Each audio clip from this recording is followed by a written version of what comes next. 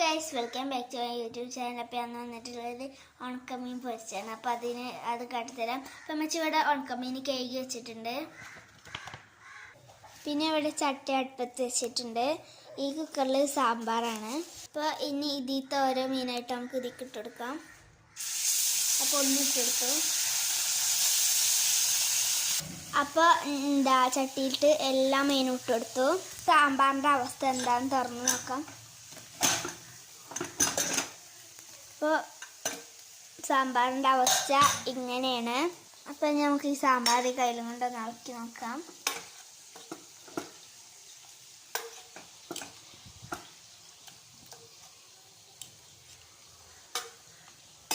ഇപ്പോൾ ഇവിടെ മീൻ നന്നായിട്ട് പൊരിഞ്ഞിരുന്നുണ്ട്. അപ്പോൾ സാമ്പാറിൻ്റെ കഷ്ണങ്ങളൊക്കെ നന്നായിട്ട് റെഡി ആയിട്ടുണ്ട്. ഇനി ഇത് കടർക്കാണ് ചെയ്യുന്നത്. അപ്പോൾ സാമ്പാർ കടർക്കാൻ